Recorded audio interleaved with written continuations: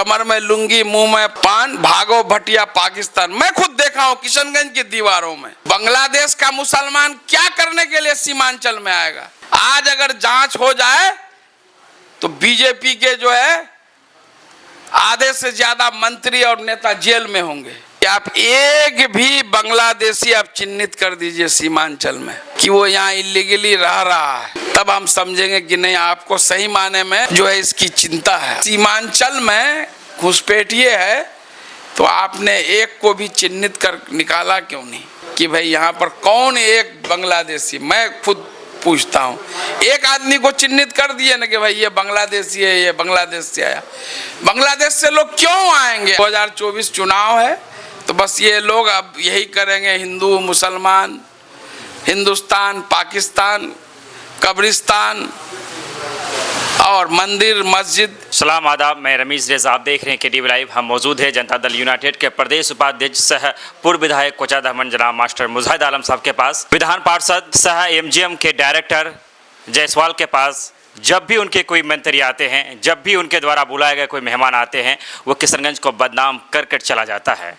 एक कभी सम्राट चौधरी द्वारा तो कभी किसी केंद्रीय मंत्री के द्वारा दिलीप जायसवाल के बगल में बैठकर यहाँ के अवाम को बदनाम किया जाता है और कहा जाता है कि यहाँ पर बांग्लादेशी घुसपैठियाँ हैं और यहाँ तक बातें कही जाती है कि राष्ट्रीय जनता दल यूनाइटेड कांग्रेस जैसी पार्टियों के जनप्रतिनिधियों का उसमें सहयोग होता है। इसी को लेकर हम मास्टर मुजाहिद आलम साहब से बात करना चाहेंगे, उनकी राय जानना चाहेंगे। बहुत बहुत शुक्रिया रमीज़ रजा साहब, फिरदौस गनी साहब। अभी पिछले दिनों जैसा जानकारी मिली, केंद्रीय कृषि राज्य मंत्री कैलाश चौधरी जी किशनगंज आए थे। ये कृषि राज्य मंत्री हैं, कृषि के क्षेत्र में इन्होंने क्या काम किया है, काम करेंगे वो तब न कोई उपलब्धि वो गिना सकते हैं। उन्होंने कोई काम किया ही नहीं है तो उन लोगों का एक ही काम है, सीमांचल जाओ और ऐसा विवादास्पद बयान दो कि जो है यहाँ पर माहौल तनावपूर्ण हो, सांप्रदायिक सौहार्द बिगड़े। मैं कैलाश जोशी जी, उनसे मेरा सवाल है कि पिछले 9 साल से अधिक हो गए, देश के प्रधानमंत्री नरेंद्र मोदी जी हैं, 56 इंच के सीने वाले, और पिछले 18 सालों में 15 साल बीजेपी जेडीयू के साथ नीतीश कुमार जी के सरकार में साझीदार है। अगर सीमांचल में घुसपैठिए है तो आपने एक को भी चिन्हित कर निकाला क्यों नहीं? क्योंकि कोई है ही नहीं। अभी चुनाव है 2024, तो इनको तो कोई मुद्दा चाहिए। बीजेपी के पास कोई मुद्दा है, विकास अगर वो किए होंगे तो विकास की बात करेंगे। इतना झूठा कोई सरकार होता है? एक भी वादा प्रधानमंत्री जी क्या बोलते हैं, क्या करते हैं? कुछ नहीं।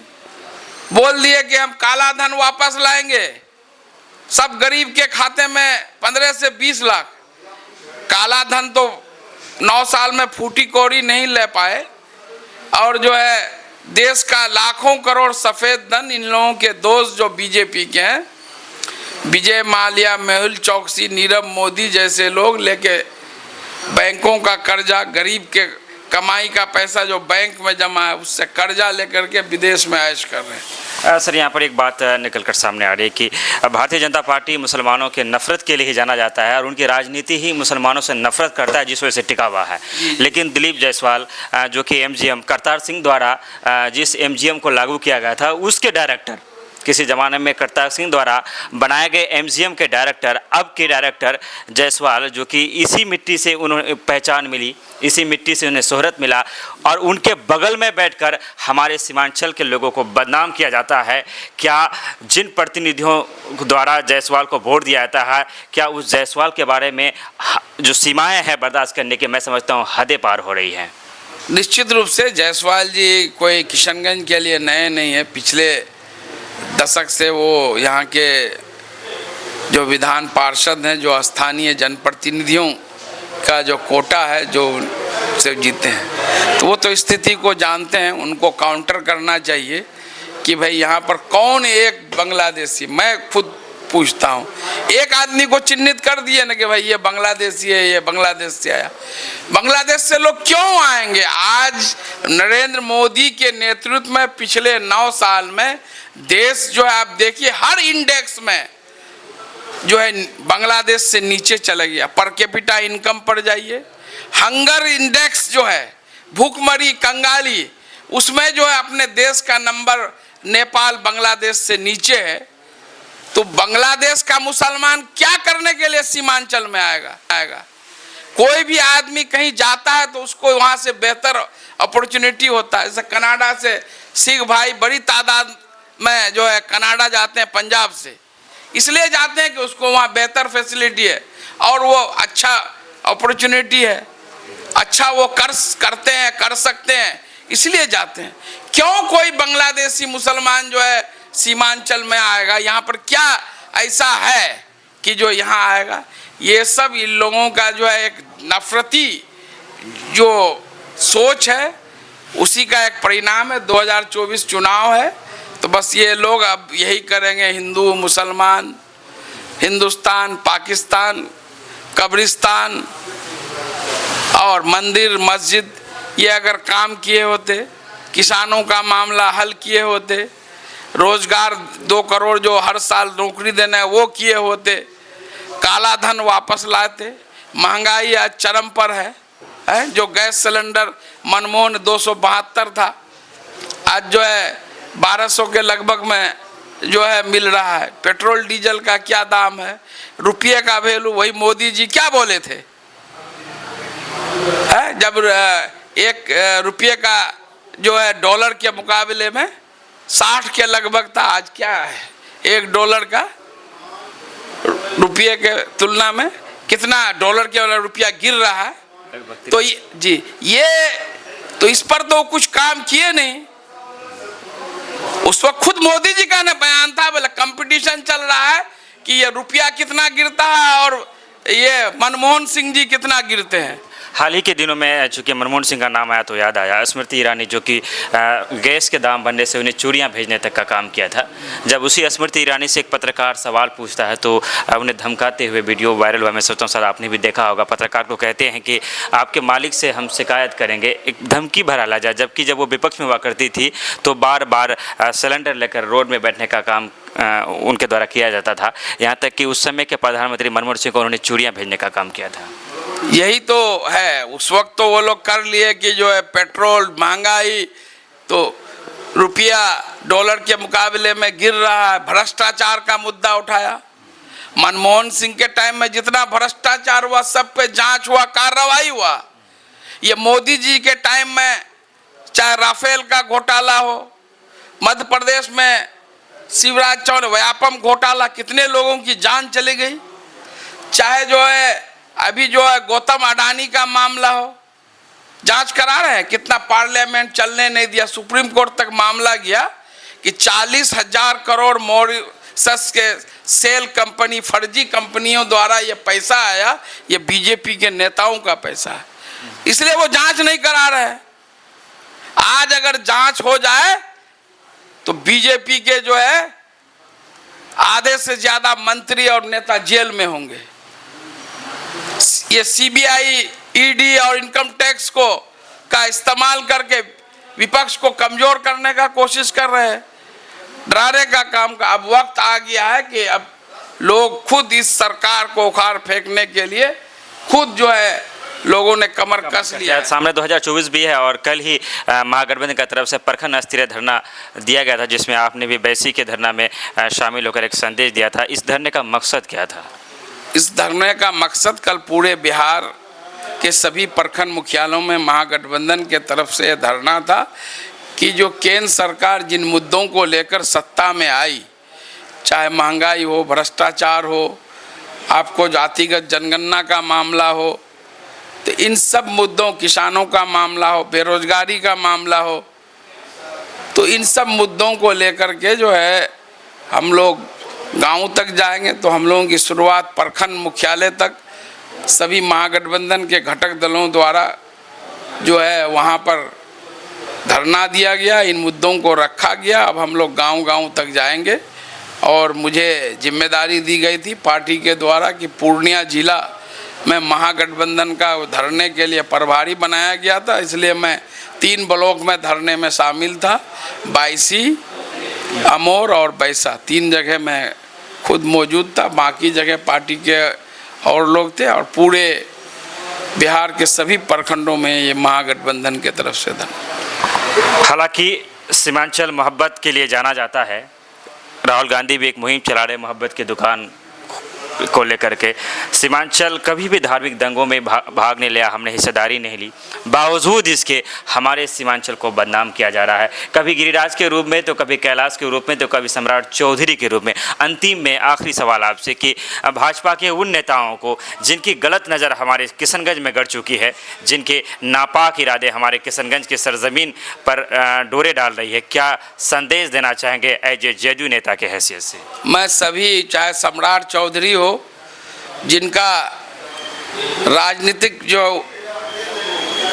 पृष्ठभूमि राजद और जेडीयू से ही रहा है, उनके पिताजी खुद राजद, जेडीयू और हम से मंत्री रहे हैं। खुद 2014 के लोकसभा चुनाव में भागलपुर में शकुनी चौधरी जी ने कहा था कि जो है हम नरेंद्र मोदी को गाड़ देंगे, मतलब कि उनका वजूद ख़त्म कर देंगे। तो उन्हीं के बेटे हैं, तो ये सर पर पगड़ी बांध लिए हैं, तो इसलिए इसका दिमाग फेंका हुआ रहता है, तो कुछ से कुछ बोल देते हैं कि यहाँ बांग्लादेशी काम किए होंगे। उसी तरह गिरिराज सिंह है, ये बयान दे दिए कि कोचा धामन में कोई भी हिंदू बोले हनुमान चालीसा नहीं बताता। हम उन्हीं को चुनौती देते हैं, तुमको जिस गांव मोहल्ले में पढ़ना आके पढ़िए। कभी आप देखें गिरिराज सिंह केंद्रीय ग्रामीण विकास मंत्री हैं, कितना महत्वपूर्ण पोर्टफोलियो है कि अपने मंत्रालय के बारे में बताए होंगे कि हम ये काम किए। काम तो कुछ करना नहीं है, उल्टे बिहार के लिए जब से महागठबंधन बना है सबके पेट में दर्द है। बिहार के लिए जो है जितना सेंट्रल गवर्नमेंट का जो फंड मिलता है, आप बीजेपी के राज्यों की तुलना में उसमें कटौती करने का काम किया। बिहार अपने संसाधनों से आज जो है देश का सबसे तेज गति से तरक्की करने वाला राज्य। उसी तरह कैलाश जोशी जी हैं, कभी तो नाम भी नहीं सुने, कृषि राज्य मंत्री हैं, तो उनको सीमांचल में आके बताना चाहिए किसानों को, भाइयों हम मोदी जी, हम राज्य में हम ये किए हैं किसानों के लिए। तो काम किए ही नहीं, तो बस यही ना मुद्दा है। बांग्लादेश, पाकिस्तान, हिंदुस्तान, मुसलमान, तो यही वजह है। ये धार्मिक स्वार्थ बिगाड़ने की कोशिश है, लेकिन सीमांचल की जनता अमन पसंद जनता है। यहाँ के न हिंदू न मुसलमान इनके बातों में आने वाले हैं। ये देश के लिए एक नज़ीर है, मिसाल है। मेरा भाजपा के नेताओं से, केंद्रीय मंत्रियों को चुनौती है कि आप एक भी बांग्लादेशी आप चिन्हित कर दीजिए सीमांचल में कि वो यहाँ इलीगली रह रहा है, तब हम समझेंगे कि नहीं आपको सही माने में जो है इसकी चिंता है। असल इनकी चिंता वो है, बिहार में ये सत्ता से बेदखल हुए हैं, अब चाह रहे हैं कि हमारा 2024 में फिर से आ जाए, तो वो होने वाला नहीं है। ये सत्ता जाने का इन लोगों की बेचैनी है। और मेरा ये चुनौती कि एक भी बांग्लादेशी मुसलमान सीमांचल में कहीं भी नहीं है। ये हम जब बचपन में जब होश संभाले तब से ये सुन रहे हैं कि बांग्लादेशी घुसपैठिए, बांग्लादेशी घुसपैठिए। आपके दीवारों में उस वक्त इंसान स्कूल में नारा लिखा हुआ रहता था बांग्लादेशी घुसपैठियों के खिलाफ, कमर में लुंगी मुंह में पान, भागो भटिया पाकिस्तान। मैं खुद देखा हूं किशनगंज की दीवारों में। ये 30 साल पहले की बात मैं कह रहा हूं। 15 साल तो आप नीतीश जी के साथ बिहार में शासन किए और 9 साल से अधिक हो गया, तो एक आदमी को चिन्हित क्या नहीं किए, है ही नहीं, तो वो चिन्हित क्या करेंगे। चलिए, बहुत बहुत शुक्रिया। ये थी जनता दल यूनाइटेड के प्रदेश उपाध्यक्ष सह कोचा धामन के पूर्व विधायक जनाब मास्टर मुजाहिद आलम साहब। बात हो रही थी कि जब भी कोई केंद्रीय मंत्री, भाजपा के कोई भी नेता जो सीमांचल आते हैं और एमजीएम के डायरेक्टर सह यहाँ के विधान पार्षद जायसवाल के द्वारा बुलाए गए जो मेहमान आते हैं, अब बर्दाश्त की सीमाएं खत्म हो रही है। क्या जायसवाल साहब जानबूझकर ऐसे लोगों को बुलाते हैं, देखने में सॉफ्ट कॉर्नर रखते हैं, सेकुलरवाद के चोला पहने हुए रहते हैं, लेकिन क्या उनके बुलावे पर उनकी रजामंदी के साथ, चूंकि जिस तरह से उनके बगल में बैठकर बयान दिया जा रहा था और मुस्कुराते हुए नजर आ रहे थे, हमारे उन जनप्रतिनिधियों को भी इस पर बात करनी होगी और विचार रखना होगा जिनके वोटों से वो एमएलसी बनते हैं। क्योंकि एक बार नहीं, लगातार आपके पास जब जो मेहमान आते हैं हमें बदनाम करके जाते हैं। अगर सही माने में कोई बांग्लादेशी है तो हम भी चाहते हैं उन्हें आप निकालिए, यहाँ से सलाखों में डालिए, लेकिन इस तरह से अगर सीमांचल को बदनाम करने के लिए कोई जायसवाल हो या फिर कोई और हो, अगर वो कोशिश करेगा तो मैं समझता हूं कि सीमांचल के अवाम को बर्दाश्त करना भी नहीं चाहिए। मैं सोशल मीडिया के तमाम तर एक्टिव लोगों से गुजारिश करूंगा, इस मुद्दे में खामोश रहने की जरूरत भी नहीं है। विदा लेते हैं आपसे, चैनल सब्सक्राइब करते रहे। धन्यवाद, शुक्रिया, आदाब। एक चीज और उसमें जोड़ दीजिए, एक चीज जोड़ दीजिए।